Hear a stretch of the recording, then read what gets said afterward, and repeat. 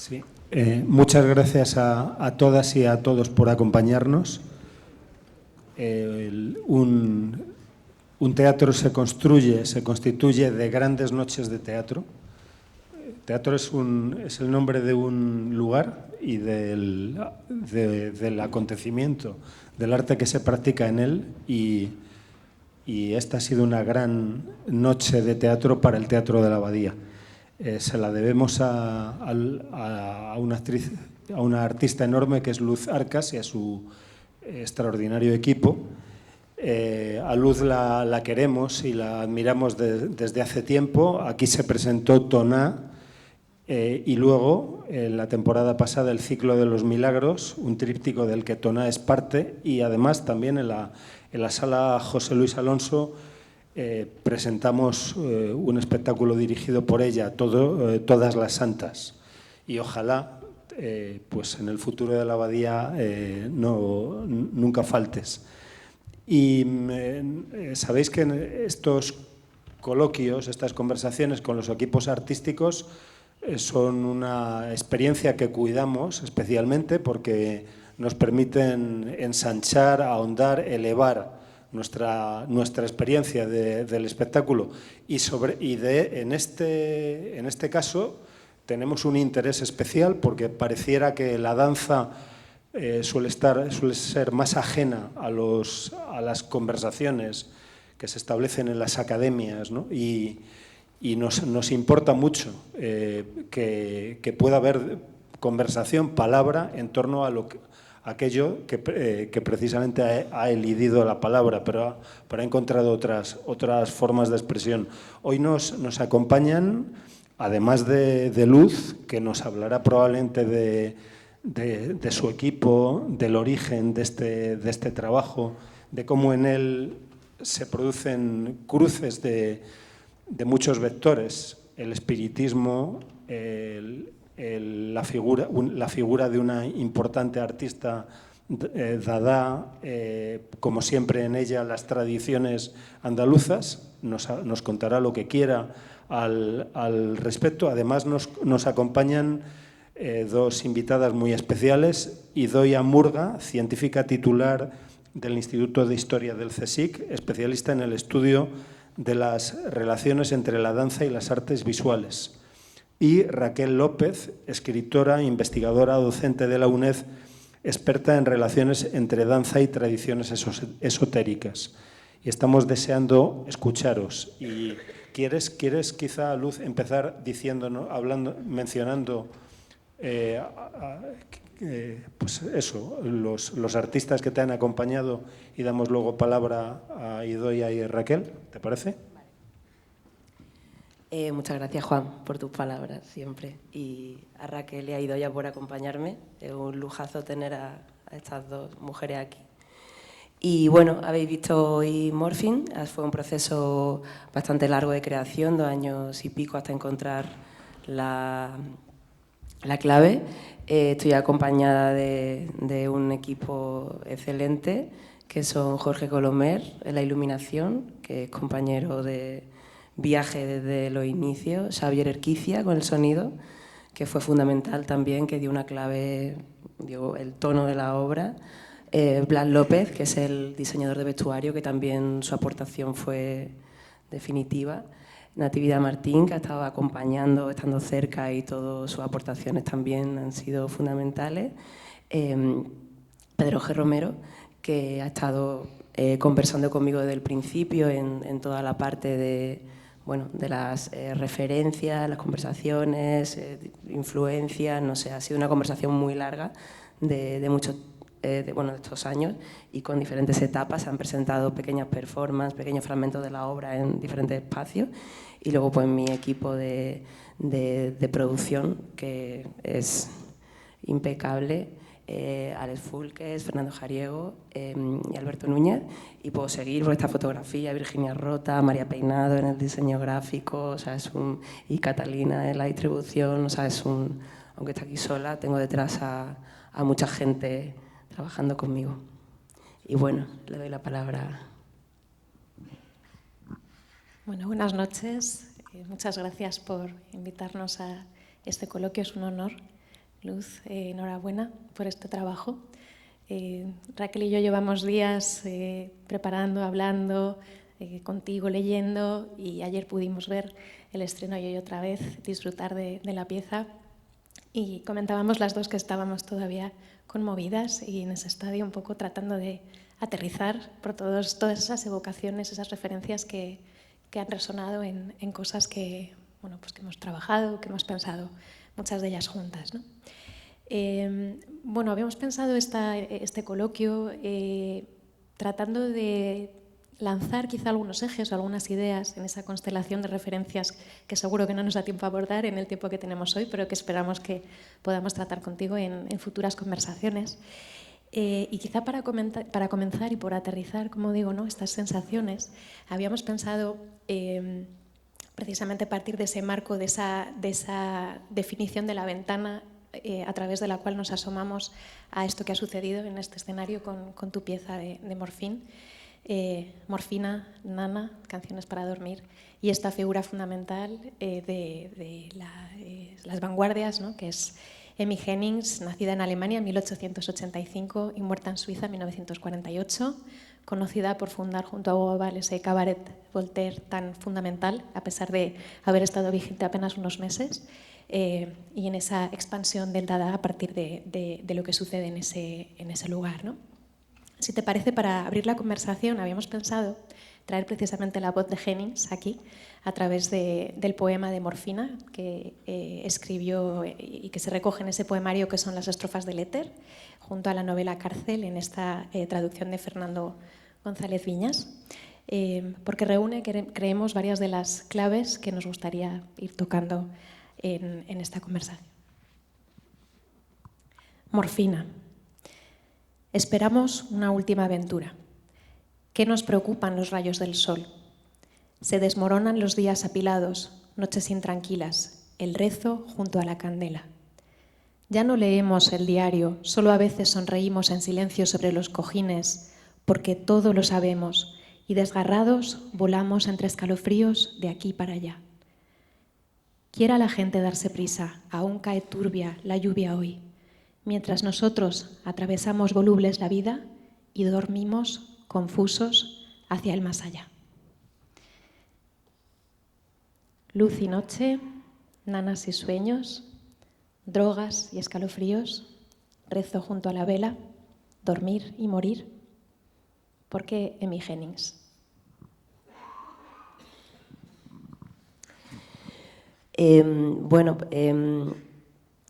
Esta obra en realidad ha sido, el proceso ha sido muy largo y también ha sido muy raro, porque ha venido un poco, la obra ha venido a mí, en el sentido de que fue Pedro el que me propuso trabajar con una mesa para una pieza de videoarte, Pedro G. Romero, a partir de un texto de Marx.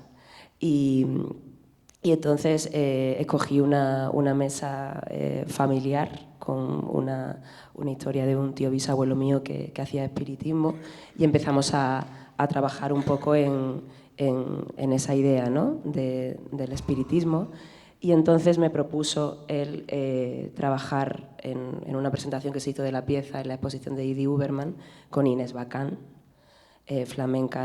cantadora flamenca de Lebrija, y cantaba precisamente Morfín, el poema de Emmy Hennings, ¿no?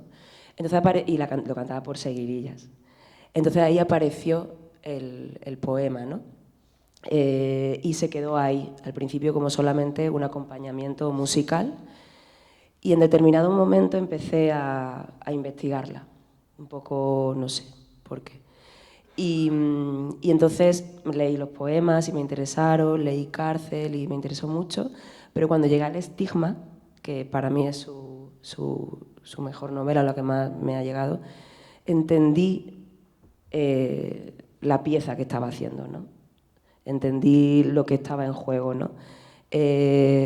Hay una especie de inteligencia brutal y muy femenina, una lucidez escalofriante y compasiva hacia el otro, y toda la novela es una vida muy, muy miserable, con muchas dificultades, con prostitución, drogas, mucha miseria, cárcel, y ella sostiene todo el rato una especie de mirada compasiva hacia el otro, pero desde una lucidez implacable, ¿no? Entonces, y para mí tiene algo como un tipo de sensibilidad muy femenina, ¿no? Y fue una inspiración total de su manera de estar en el mundo, que me resonaba y que me parecía que estaba en juego una dinámica que está en la obra, y es esa tensión todo el rato entre lo puro y lo impuro, y entre la lucidez y la compasión, ¿no? Y la veo siempre, pues eso, cuando te está viviendo en la calle, o como en el ojo del huracán, ¿no? O sea, como ella plantea siempre una distancia en la mirada hacia todo lo que le pasa, que le permite esa compasión, ¿no? Entonces, había algo en toda su relación con lo otro, con la divinidad, y que siempre viene de lo más bajo, ¿no? Entonces, para mí, conseguir tener esa luz desde la verdadera sombra me parece como no sé, una de las claves del tipo de sensibilidad y de inteligencia y de mirar hacia lo demás, que me gusta y que me inspira, y un poco todo el tratamiento del otro lado, ¿no? de ese acercamiento hacia lo divino, pero que es el más allá, pero que es el otro lado de la ebriedad, o del sexo, o del miedo, del sueño, de la muerte, ¿no? Es como siempre ese umbral, la tensión, la llamada, la pulsión de muerte, y cómo estás ahí todo el rato, ¿no? En ese umbral.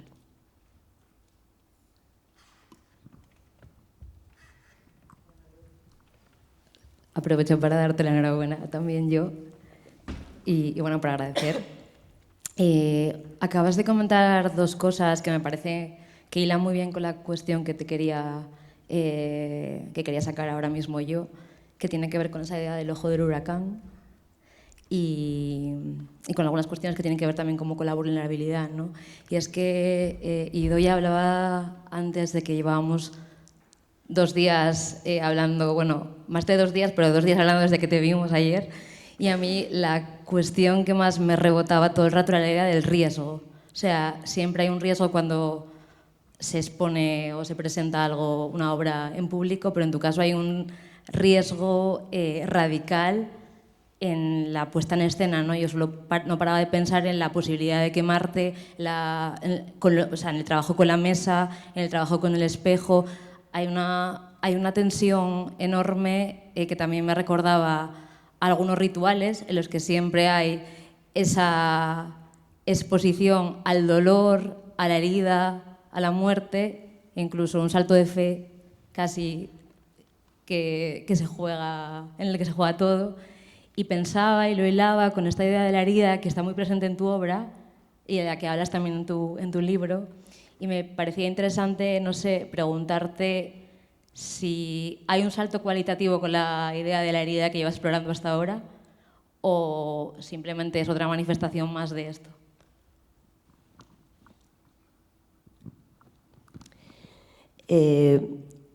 Yo trabajo de una manera muy intuitiva, o sea, para aclarar, o sea, toda la referencia, incluso de Emmy Henning, o todo lo que hay, los incensarios de Loja, ¿no? Que es todo el trabajo con el incensario, viene de un rito de Loja de Granada que está ejecutado por hombres que van muy tapados, vestidos de una manera militar, parece que un poco como afrancesada, ¿no? Y nunca ha bailado cuando fui a aprender el rito, nunca había entrado una mujer a aprender con ellos, ¿no? Entonces hay una revisión, y entonces todas estas experiencias, tanto la lectura de Emmy Henning como los incensarios, como todo lo que ha pasado, como Agustina González, la Espirita, son cosas que yo voy recibiendo y luego se van quedando en algún lugar, pero luego es el cuerpo el que toma las decisiones, ¿no?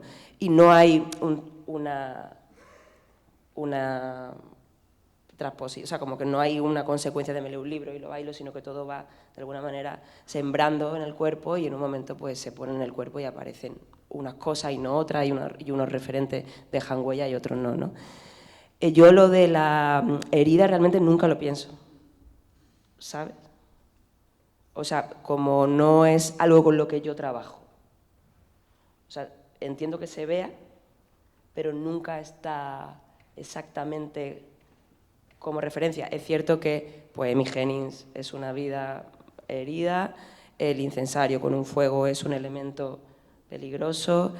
Entonces, creo que es cuando pues, esta idea del cuerpo que se pone en la pulsión, o sea, de trabajar sobre la pulsión de muerte, ¿no? Y sobre estar en ese umbral y ese imán que te hace llevar al otro lado, lo que ha hecho que el cuerpo escoja ese tipo de elementos que te ayudan a traspasar de alguna manera y que ponen al cuerpo en un estado de incertidumbre, ¿no? O sea, el incensario hace cosas y tú tienes que acompañarle, la campana hace cosas o la cadena, entonces hay una especie de comunicación que para mí tiene mucho que ver también con algo que me interesa mucho, tanto de las espiritas como incluso de Amy Hennings y de todas estas visiones de místicas que son marginales, un poco herejes y animistas en el fondo, ¿no? O sea, como que hay una visión totalmente particular. El caso de Agustina González, pues, que fue la que inspiró La zapatera prodigiosa de Lorca, es una espírita que hace escritura automática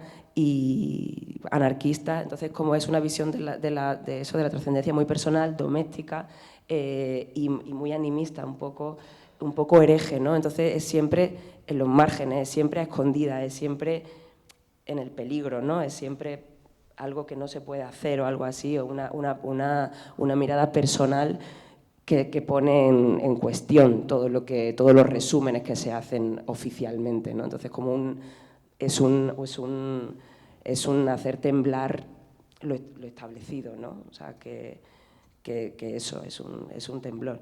Y en ese temblor, pues, claro, aparece pues, la herida, pero es la cosa de meterte a, no sé, a eso.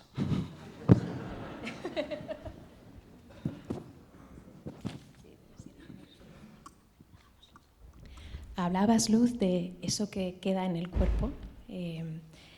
Uno de los aspectos que me parecen más interesantes también de esta propuesta es la manera en la que se engarzan las genealogías feministas en esos relatos de esa otra modernidad, ¿no? De esa modernidad alternativa de la danza, de las artes. Como ese relato alternativo a esa narrativa heteropatriarcal del arte occidental, ¿no? Que mira a esos espacios marginales, periféricos, ¿no? Donde las mujeres encontraron ese espacio de participación, de libertad, a veces de subversión, de supervivencia, ese espacio excéntrico, en el sentido de fuera del centro, que tiene que ver con el cabaret, con el teatro de variedades, music hall, el café cantante, el bar, la calle. Ese momento, pensando también en esos tiempos de Amy Hennings, ¿no? Ese siglo XIX en el que una mujer podía interpretar el papel de una Sylphie, de una Willy, ese espectro, ese cuerpo que hace visible lo invisible, y a la vez trabajar simultáneamente en esos espacios del cabaret, ¿no? Donde, por ejemplo, pues, está ganándose la vida Amy Hennings, ¿no? Esos espacios que mezclan la danza con quien canta, con lo popular, con los bailes sociales, con el circo, el cinematógrafo, la magia, el humor, ¿no? Esa idea de una danza mucho más contaminada de otras cosas, que era lo que estaba sucediendo en este tiempo, ¿no? Ahí es donde estaba la autoría y la agencia de las mujeres, en muchos casos, ¿no? en este momento, en esa escena de la modernidad. Y en este sentido, en esa escritura de tu genealogía feminista, teniendo en cuenta que esas genealogías se escriben siempre desde el presente hacia ese pasado, ¿no? Me gustaría preguntarte precisamente por eso que va quedando en el cuerpo, por ese archivo corporal, por utilizar el sentido que le da André Lepecki, o mejor, el cuerpo acumulado que denomina Rocío Molina, ¿no? en este contexto. En Morfín me ha parecido encontrar toda una serie de referencias, algunas muy literales, otras quizá más metafóricas, algunas no sé si conscientes o inconscientes, de esas coreógrafas clave de la danza moderna, ¿no? empezando por la danza de la bruja de Mary Bigman, ¿no? Sobre la mesa, con una fuerza y una potencia brutales, pero también otros nombres de la danza expresionista alemana, de ese contexto de Hennings, ¿no? Gret Paluca, Hania Holm, Susanne Perrotet, Sophie Teuber-Arp, el contexto de ese Monte Verita simultáneamente, ¿no? Que es donde luego va a aflorar el dadaísmo. Pero también otras referencias, pensaba en el Bharatanatyam, también me evocaba Martha Graham y todo ese contexto, todo ese trabajo desde esas pulsiones pélvicas, ¿no? La metacoría de Valentin de Saint-Point, la danza futurista en este contexto con, por ejemplo, Opio de Janina Chensi, ¿no? Y, por supuesto, Loy Fuller, que sé que, además, Raquel, si tenemos tiempo, lo sacará después también desde otra perspectiva, ¿no? Para mí son toda una serie de referencias, toda una serie de genealogías, de mujeres que entablarían, ¿no? una genealogía. Entonces, ¿cómo entiendes en esta pieza tu archivo corporal, en ese ejercicio, en esa transferencia que has acuñado, como esa contraposición entre ese cuerpo hondo y el cuerpo último, ¿no? ¿Qué papel tienen en ti las huellas de todos estos cuerpos femeninos?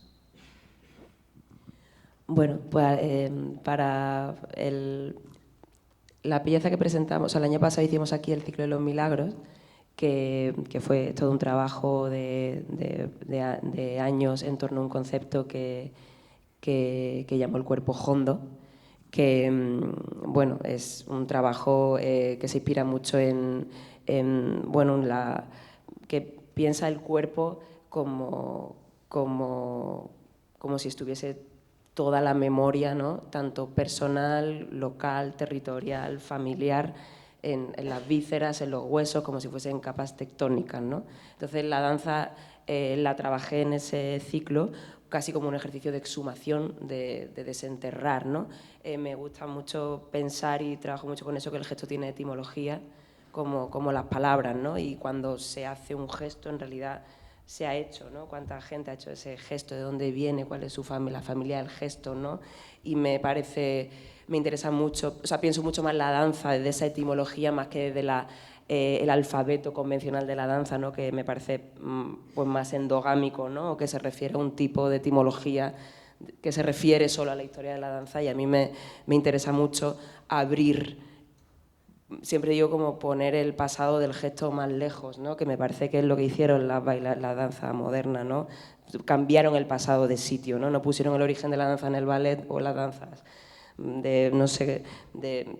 o sea, no pensaron en la historia del ballet o dónde empieza, sino dónde empieza el movimiento, dónde empieza el gesto, dónde empieza la necesidad de gesticular con un sentido poético, ¿no?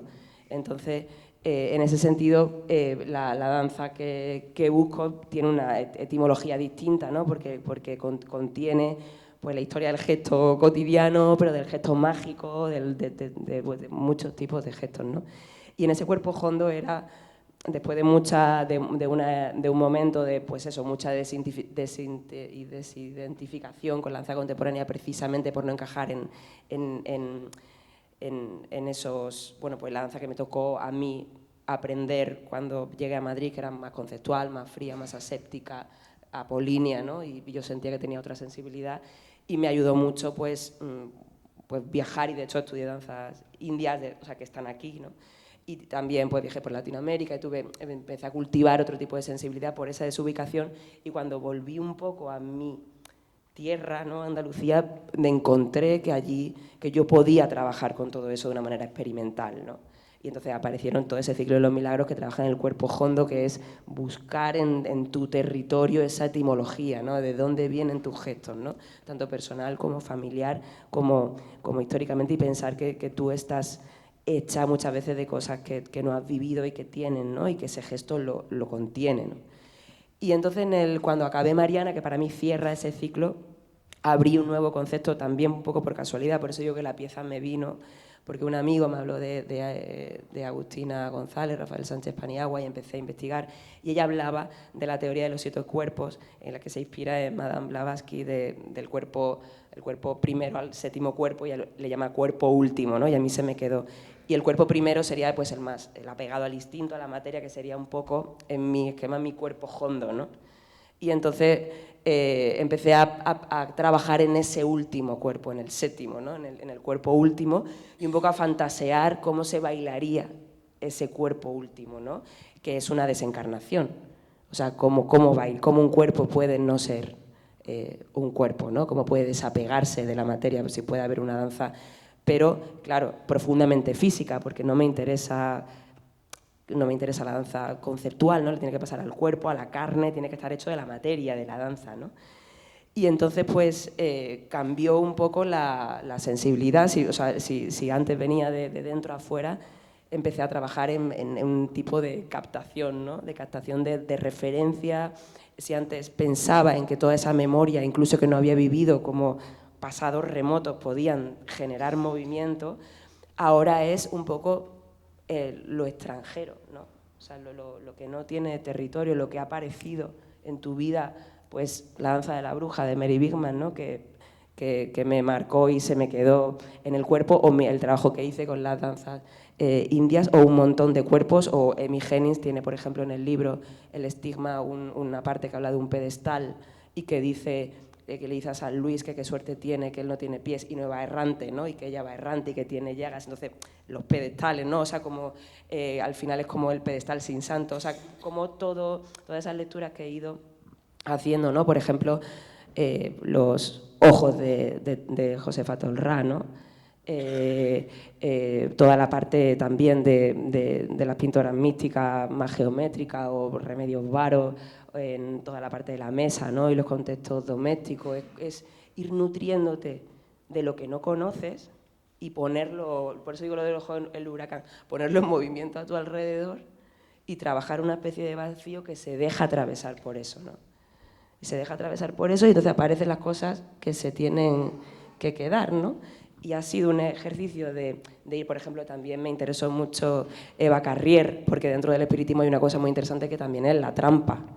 O sea, había la farsa, ¿no? El truco, ¿no? Que tiene también, fabricaba ectoplasmas, ¿no? Entonces toda la parte del espejo es también, son como todo el rato ir captando Lois Fuller con la luz, ¿no? Todas esas referencias que han estado, que para mí es súper importante, porque siempre que me he sentido perdida en la danza, he vuelto a ellas, ¿no? Porque digo, pero si ellas ya lo sabían todo, ¿no? O sea, ¿qué ha pasado? Y entonces como volver otra vez a eso y decir, no sé, entonces pues para mí ha sido como volver a una mina que ha ido, pues eso, enriqueciéndome y dándome mucho, y dialogar desde esa nutrición y dejar que atraviese lo que tenía que atravesar. Pues justo con esto que acabas de decir, casi me respondes a lo que tenía pensado preguntarte, pero me parece como interesante hacer un poco de reflexión, porque Idoia hablaba de la genealogía, y yo también voy a seguir con la genealogía, pero en este caso del cuerpo esotérico, a través de 2 cuestiones que me parece que conectan muy bien con algunas cosas que pasaron en la escena. Una sería esa cuestión del cuerpo último, que tú citas la teosofía, ¿no? Pero también esas espíritas, y toda esta cuestión que a mí me pareció, claro, muy interesante verte hacer a ti, porque también me cambió la manera de ver la lectura que yo podía hacer de eso a través de las fuentes, ¿no? Y es que no solamente la teosofía, sino que en general, en esa época, finales del siglo XIX, principios del XX, todas esas doctrinas esotéricas, que son varias y múltiples, y también el espiritismo y también la ciencia que intenta explicar estos fenómenos, que estudia las histéricas, que estudia las mediums, que hace un espectáculo de eso también. La psicología, por supuesto, habla de un cuerpo mínimo. Hay un cuerpo más allá del físico, que es ese cuerpo que se asocia como con la emoción y el pensamiento etérico, que hablas de ectoplasma también, y que cuando canaliza, en realidad entra en contacto, no es que se posea, sino como que entra en contacto con otros cuerpos, ¿no? Entonces, claro, yo pensaba, en esa búsqueda del contacto con otros cuerpos hay como una especie de borrado, que yo creo que es algo que acabas de comentar, como lo que borra lo hondo y va hacia otra parte. y no sabía si también había una especie de expurgación. Y como esto creo que ya lo acabas de contestar un poquito, la otra parte de la dimensión esotérica del cuerpo tenía que ver con la sexualidad y con esta idea de la sexualidad sagrada que también aparece mucho en estas doctrinas y que muchas de estas bailarinas, incluidas algunas de las que comentó Idoia, Valentín de San Juan muy claro, tratan como esa idea de la sexualidad femenina, también con una idea también de sublimar la creatividad y de alejarla también de esa parte quizás a veces más oscura, pecaminosa, que quizás recorre Amy Hennings. Entonces, te quería preguntar, creo que en la obra hay unas referencias muy explícitas a los órganos sexuales, a la feminidad, también hablas de ella. Me gustaría como que si podías contarnos un poco más desde qué lugar te enuncias tú o buscabas eso, o te vino a ti, o hacia dónde apuntan esas referencias, porque me parece que son otras también.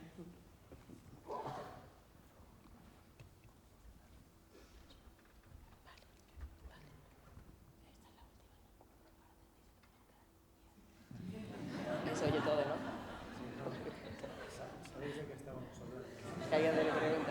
Si alguien quiere preguntar algo, lo puede preguntar. Bueno, a mí bueno, para empezar, creo que la obra, para mí algo que ha sido clave, ha sido todo el rato borrar la distancia entre lo puro y lo impuro, ¿no? O sea, ha sido una clave. Y todas las que me han inspirado ha sido así, ¿no? Yo qué sé, Eva Carrier, entre la divinidad y la trampa, ¿no? O sea, como la fe y la trampa, ¿no? La prostitución y la santidad, ¿no? La mendicidad y no sé, y la riqueza, no sé, como hay todo el rato una unión muy fuerte de lo puro y lo impuro como si fueran la misma cosa, ¿no? Que a mí me interesa muchísimo.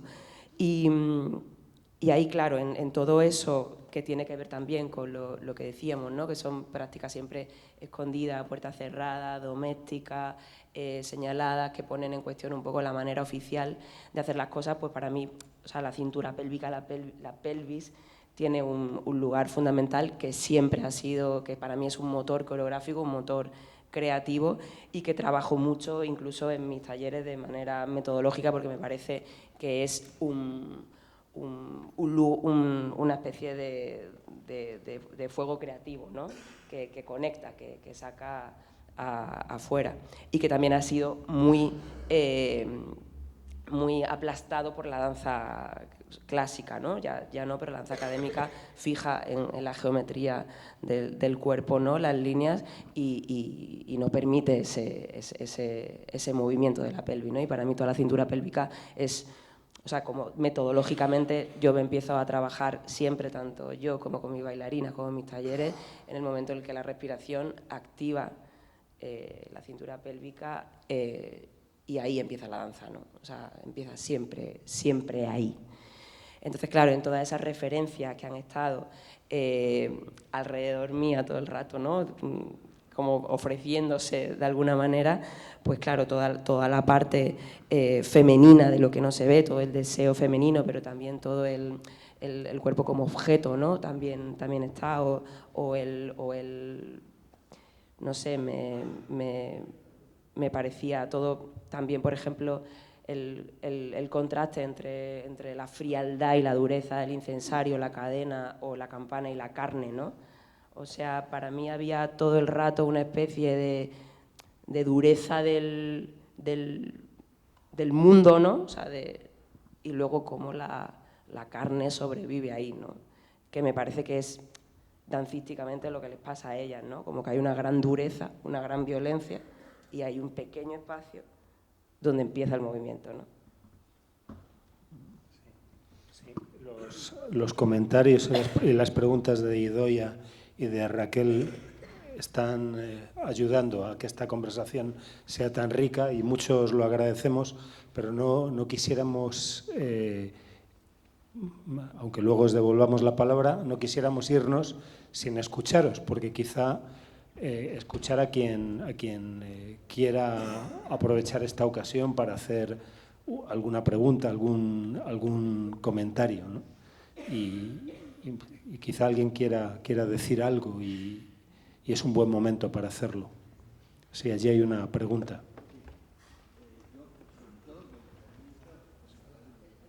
Os agradezco mucho y creo que todos os agradecemos. Es impresionante, es impresionante este coloquio que habéis establecido y incluso invita a ver otra vez la obra, 2 o 3 veces, y que haya coloquio también, porque es que es muy enriquecedor. Ahí me gustaría, en toda esta operación, el público, ¿dónde queda? Siempre observo, digamos, cuál es el papel que tú crees o que vosotras creéis que el público, qué posición ocupa, y cómo recibe, qué habéis detectado. Incluso se dice que muchas veces quien está actuando detecta el público, está en comunicación. ¿Cómo lo veis? Hacer algún comentario. Gracias. ¿Pero te refieres en la actuación o el proceso creativo o en todo? Bueno, yo incluiría todo, tanto en el proceso creativo como cuando se realiza el acto, porque yo te digo sinceramente, sin algo de más de información, que claro, sería culpa mía por no haberme preparado antes, me sorprende, pero luego explota. Por ejemplo, te voy a decir, nada más que empieza la obra, esa música o sonido que he establecido, yo lo he visto claramente en unas referencias, debe ser porque he viajado hace poco a la India y veía referencias hindúes, pero claro, eso es decir poco, pero me ha parecido, y ya me ha colocado en una posición, pero luego me ha descolocado lo que estaba viendo porque eran otras tradiciones. Y entonces se cruzaba y digo, uy, qué bien. Y dice, estamos llegando como los indios a muchos dioses y muchas cosas y muchas fantasías, ¿no? Bien. No sé, si puedes comentar simplemente el público, ¿cómo ves tú la reacción del público o cómo sientes tú que el público asistimos a esto? Gracias. Bueno, a mí la verdad que como creadora me interesa mucho que la obra hable por sí misma, o sea que me parece bien que se venga sin saber nada, porque al final la cosa es la obra, ¿no? O sea, no, me gustaría que no hiciera falta una explicación para que la obra te dijera. O sea, para mí la obra le habla al cuerpo de la gente que la ve, ¿no? Que eso es un poco complicado porque no tenemos muy entrenado como espectadores, ¿no? Si hay otras artes que sí las tenemos más entrenadas, cómo mirarlas. La danza a lo mejor en este país no estamos muy entrenados en percibirla desde el cuerpo, ¿no? Pero le habla al cuerpo, ¿no? Y entonces es lo que cada uno recibe del cuerpo es la obra, ¿no? No es lo que nosotras explicamos, sino es tu experiencia, ¿no? Quien no haya leído Hemigenes, pues Hemigenes no aparece en la obra, ¿no? Pero a lo mejor aparece otro tipo de información, de recuerdo, de sensación que para mí hace la obra, ¿no? No sé, yo creo que, por ejemplo, el proceso creativo ha sido muy, muy complicado, bueno, muy laborioso trabajar toda la experiencia íntima pensándola hacia el espectador, ¿no? Porque son bueno, pues pautas muy íntimas que tienen que ver con estados que son muy extremos, ¿no? Entonces, hasta qué punto eso es espectacular, ¿no? O es enseñable o no. Entonces, toda esa tensión he tenido muy presente la mirada del espectador y todo el rato intentando jugar con esa escala, ¿no? que es una clave de la obra, ¿no? Como ese momento de éxtasis o de trance o de lo que sea que puede suceder en un ambiente X puede suceder en escena y ser danza y ser teatro y ser escénico, ¿no? Y para mí ahí ha estado el espectador conmigo desde el principio del proceso. De hecho, hemos ido presentando fragmentos en diversos espacios precisamente por eso, ¿no? Para intentar entrenar esa capacidad de invocar lo que tenía que invocar ante el espectador y ir un poco testando, ¿no? cómo funcionaba. Y luego concretamente es verdad que se siente mucho al público y que se escuchan incluso los comentarios y que escuchas casi todo y luego te viene, porque yo creo que el cuerpo tiene un estado perceptivo que lo capta. Y bueno, ¿quieres que ya como he sentido el público aquí o qué? Oye. Yo sí que tenía una cuestión sobre el público apuntada, así que voy a aprovechar. Y justamente tenía que ver con la última parte, bueno, con varias cosas, pero la última parte como muy en concreto y con esa referencia a Loie Fuller, porque yo cuando veía todo el rato esa, bueno, o sea, casi con esa idea de sonámbula por el escenario, bueno, tú corrígeme si me equivoco con la referencia, pero veo como esa sonámbula que coge el espejo y pensaba todo el rato en que Loie Fuller, que mucha de la gente de aquí supongo que sabrá quién es, esta bailarina que utilizaba un vestido y cancelaba un poco con el movimiento y cancelaba también la presencia corporal canónica sobre la escena. Y justamente sabemos que esa danza serpentina, como se conocía, estaba inspirada en una obra que se llamaba Quack, bueno, Doctor Quack, en la que precisamente se escenificaba una cura por magnetismo animal, que es como el padre, la madre del hipnotismo, ¿no? Y que justamente en esa danza serpentina, porque en la hipnosis se utiliza siempre un objeto luminoso que puede ser un espejo o puede ser otra cosa, pues hay esa idea también como un poco de hipnotizar al público, ¿no? Y yo pensaba que también un poco nos estabas hipnotizando de alguna forma con ese espejo, casi también como Luna, y la pregunta que tenía era que a quién querías verdaderamente dormir con esa nana o de qué manera nos querías despertar. Bueno, una pauta fundamental en todo el trabajo, que por cierto hay muchas referencias indias, o sea que creo que lo has visto bien. O sea, para mí hay algo muy interesante cuando en intentar en esto de que las referencias le hablen al cuerpo, ¿no? Hay una cosa muy interesante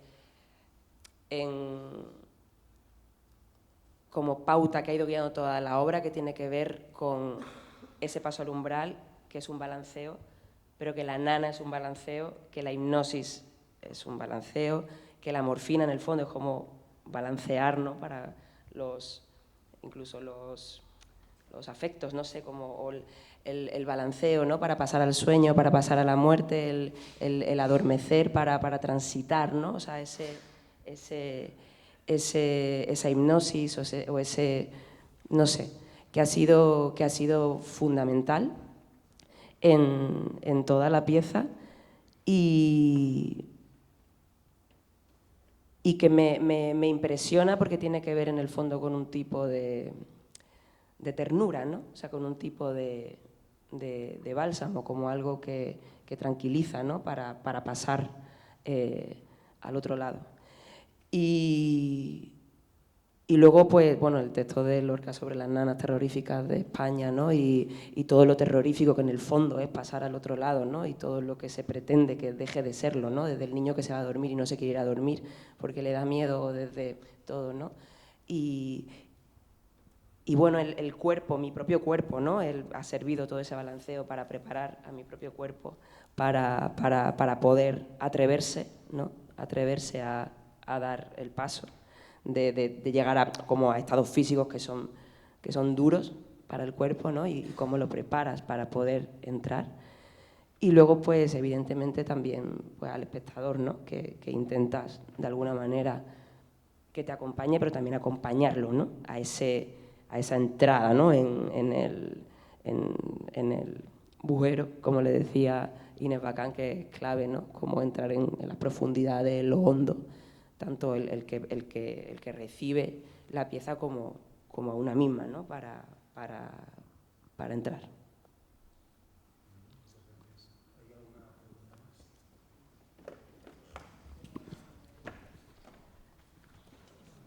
Bueno, yo quería felicitar por la obra, que estoy conmocionada, y decir que conseguisteis un equilibrio, porque por decirlo de alguna manera uno se sienta y solo se tenía que dejar llevar por lo que veía, por la música, por la luz, que te subía, te bajaba, el movimiento tuyo, y no sé, era, yo diría, de una delicadeza brutal, sublime, ¿no? Me ha emocionado mucho y no sabía de qué iba ni conozco el mundo este, ¿no? Es nuevo y creo que facilita, es una puesta en escena que facilita la entrada. Yo en algunos momentos pensé, digo, bueno, menos mal que esto es teatro, porque creo que se podía, no sé cómo decir, sabía que en realidad no ocurría un trance mío, ¿no? Como espectadora, ¿no? Pero podía ocurrir. O sea, era verdad lo que había, era verdad lo que había en el escenario. No sé si todo lo que acompañaba era verdad y te ayudaba. Todo ayudaba a la... Y creo que es una cosa de equipo fabulosa.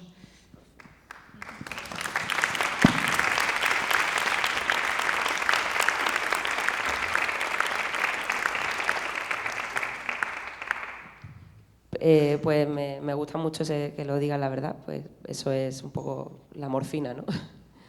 Como hacer más suave, ¿no?